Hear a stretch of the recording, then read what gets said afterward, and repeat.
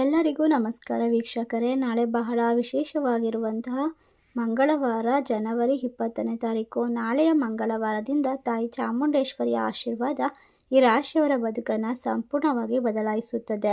ಒಟ್ಟಾರೆಯಾಗಿ ರಾಶಿಯವರಿಗೆ ಕಷ್ಟಗಳಿಂದ ದೂರವಾಗುವಂತಹ ಸಮಯ ಸಮೀಪಕ್ಕೆ ಬಂದಿದೆ ಅಂತ ಹೇಳಿದ್ರೆ ತಪ್ಪಾಗೋದಿಲ್ಲ. ಪ್ರತಿಯೊಂದು ಕೆಲಸದಲ್ಲೂ ಕೂಡ ವಿಪರೀತವಾದ ಹಣ ಲಾಭವನ್ನು ಕಂಡುಕೊಳ್ತೀರಾ, ಜನಮನ್ನಣೆಯನ್ನು ಗಳಿಸಿಕೊಳ್ತೀರಾ. ಈ ರಾಶಿಯವರಿಗೆ ಭಾಗ್ಯದ ಬಾಗಿಲು ತೆರೆದುಕೊಳ್ಳುತ್ತೆ, ಕಷ್ಟಗಳಿಂದ ಸಂಪೂರ್ಣವಾಗಿ ಪರಿಹಾರ ಸಿಗುತ್ತೆ ಅಂತಲೇ ಹೇಳಬಹುದು. ಹಾಗಾದರೆ ಯಾವ ರಾಶಿಯವರು ಹೆಚ್ಚಿನ ಒಂದು ಅದೃಷ್ಟವಂತರು, ಯಾವೆಲ್ಲ ರೀತಿಯ ಲಾಭವನ್ನು ಬರಮಾಡ್ಕೊಳ್ತಾರೆ ಎಂಬ ಸಂಪೂರ್ಣವಾದ ಮಾಹಿತಿಯನ್ನು ನೋಡ್ತಾ ಹೋಗೋಣ.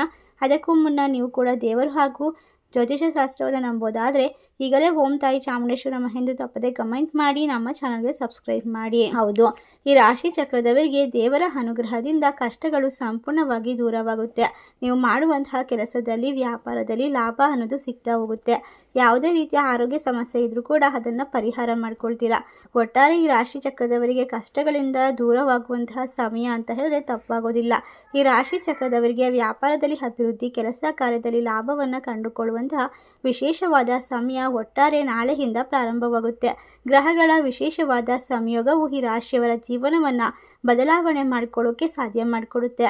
ನಾಳೆ ಒಳ್ಳೆಯ ಸಮಯವಾಗಿರುತ್ತೆ. ನಿಮ್ಮ ವೃತ್ತಿ ಅಥವಾ ವ್ಯಾಪಾರದಲ್ಲಿ ಏರಿಳಿತಗಳು, ತೊಂದರೆಗಳು ದೂರವಾಗುತ್ತೆ. ಕೆಲಸದಲ್ಲಿ ಉತ್ತಮವಾದ ಬೆಳವಣಿಗೆಯ ಲಕ್ಷಣಗಳನ್ನು ಕಂಡುಕೊಳ್ತೀರಾ. ಒಟ್ಟಾರೆ ಈ ರಾಶಿ ಚಕ್ರದವರಿಗೆ ನಿಮ್ಮ ಸಂಗಾತಿಯೊಂದಿಗೆ ನೀವು ಗುಣಮಟ್ಟದ ಸಮಯವನ್ನು ಕಳಿತೀರಾ. ನಿಮ್ಮ ಆದಾಯ ಹೆಚ್ಚಾಗುತ್ತೆ.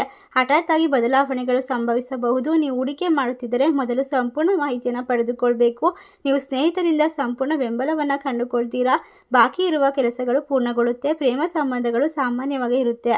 ಯಾವುದೇ ನಿರ್ಧಾರವನ್ನು ಎಚ್ಚರಿಕೆಯಿಂದ ತೆಗೆದುಕೊಳ್ಳಿ. ಪ್ರಾಣಿ ಪಕ್ಷಿಗಳಿಗೆ ಆಹಾರವನ್ನು ನೀಡಿ ಪ್ರಾರ್ಥನೆ ಮಾಡಿಕೊಳ್ಳಿ. ಇದರಿಂದ ಸಂಪೂರ್ಣವಾಗಿ ತಾಯಿ ಚಾಮುಂಡೇಶ್ವರಿಯ ಅನುಗ್ರಹಕ್ಕೆ ಪಾತ್ರರಾಗಬಹುದು. ನಿಮ್ಮ ಆರೋಗ್ಯದ ಬಗ್ಗೆ, ಆಹಾರದ ಬಗ್ಗೆ ಸಂಪೂರ್ಣ ಕಾಳಜಿಯನ್ನು ವಹಿಸಬೇಕು. ನಿಮ್ಮ ಪ್ರೇಮ ಜೀವನ ಅತ್ಯುತ್ತಮವಾಗಿರುತ್ತೆ. ಈ ರಾಶಿ ಚಕ್ರದವರಿಗೆ ಹಣಕಾಸಿನ ಒಂದು ಕಷ್ಟಗಳು ದೂರವಾಗುತ್ತೆ. ಸಾಲಬಾಧೆಯಿಂದ ಪರಿಹಾರ ಸಿಗುತ್ತೆ. ಅನುಕೂಲವಾಗಿರುವ ಸಮಯ ಪ್ರಾರಂಭವಾಗುತ್ತೆ. ವಿಶೇಷವಾಗಿ ವೃತ್ತಿ ಮತ್ತು ವ್ಯವಹಾರದಲ್ಲಿ ಗಮನಾರ್ಹವಾದ ಪ್ರಗತಿಯನ್ನು ಸಾಧ್ಯತೆ ಮಾಡಿಕೊಳ್ತೀರಾ. ಕಷ್ಟಪಟ್ಟು ದುಡಿದ ಅನೇಕ ಕಾರ್ಯಗಳು ಯಶಸ್ವಿಯಾಗುತ್ತವೆ.